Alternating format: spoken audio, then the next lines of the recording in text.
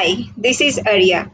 Let's break down the key equipment used in this experiment. Our setup is designed to analyze a statically indeterminate beam, a beam with more support than needed for static equilibrium, making it a fascinating challenge to study. First, the beam itself. Here we are using a beam made of steel fixed at both ends to create a redundancy. This extra support changes how forces distribute compared to a simple cantilever or simply supported beam. To apply forces, we use a load cell connected to a hydraulic jack or weight. This ensures precise, measurable loading. The load cell sends real-time data to our acquisition system. Strain gauges or load cell at the support measure reaction system. These are critical because in indeterminate beams, reaction depend on both equilibrium and compatibility conditions. We track deflection using linear variable differential transformers or dial gauges. These sensors record displacement at key points like midspan, showing how the beam bends under load. Finally, a data logger captures all readings like load, reactions, and deflections. This data lets us compare experimental results with theoretical predictions using methods like the force method or Macaulay's technique. So that's all. Together, these tools help us unveil the complexities of statically indeterminate system. Up next, we will talk through the further process of this experiment. Thank you. Methodology for this experiment about a statically indeterminate beam. A beam is a structural element that primarily resists bending force. This beam can support vertical and horizontal loads, transferring forces to other elements and supports. But when a beam has more unknown forces than equilibrium equations available, it becomes statically indeterminate. In these experiments, we analyze support direction and deflections to better understand how these beams respond under load.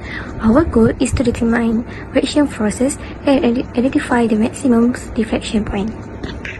In this video, we show how to set up the apparatus. We follow the specific procedure. First, we setting up the reaction pairs and clamping the beam securely. And then we load the beam using load hanger. And then we connect the load cells to measure support reaction securely. And then we incrementing the load by recording the reaction force for each support. For more detailed procedure, our team group will explain for more detail. The methodology for testing statically indeterminate beams involves experimental setup, measurement processes, data collection, and graphical analysis. So for the key observation in these experiments, the reaction force vary depending on beam's dimensions and material properties. A thinner or more flexible beam exhibit higher deflection, affecting its overall performance. Difference between experimental and theoretical results are analyzed to determine percentage error and improve accuracy. So what are the results to be measured and recorded? First, we begin by measuring the basic physical properties of the beam. The length of the beam in millimeters, the width and thickness of the beam cross-section, and the effective or working length, which is the portion of the beam between the outer support.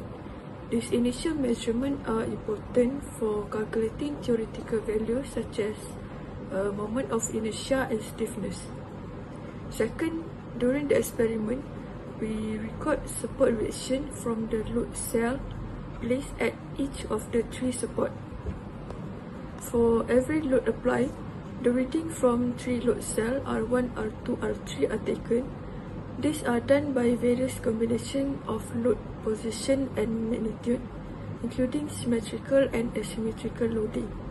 This helps us understand how the beam redistributes internal forces when it becomes statically indeterminate. Third, from this data point, we also plot graph of reaction versus applied load for each support and use those plots to compare experimental values with theoretical prediction, which then allow us to calculate the percentage error between the two, which is a key part of validating the result. Fourth, we also include a diagram of the beam setup showing the load position and the shear force and bending moment diagram, where we identify the point of maximum deflection. This visual representation ties the numerical data back to the physical behavior of the beam. For the expected result, we can see it from the theoretical calculation of different kind of situation. We see the load put on middle between R1 and R2 and no load between R2 and R3 and vice versa. Or both of the middle part were loaded with load which caused the beam bend at the point where the load are put. With different situation here, there will be likely a bit of error due to some mistake. As for example, the load are not perfectly put on the middle of the 2 points or different measurement of the beam. Hey, I'm Ahmed. Right now, as shown in the graphs, according to the picture, as we are doing the calculations for shear force and moment diagram, and you can see by each and 10 Newton weight increases, you can see that the shear force and the bending moment increases by each and every 10 Newton weight. By each and every weight applied, you can see that the shear force and bending moment this time is very low, being the reason that the roller is very thin, so it can't hold on by more weights like the other one.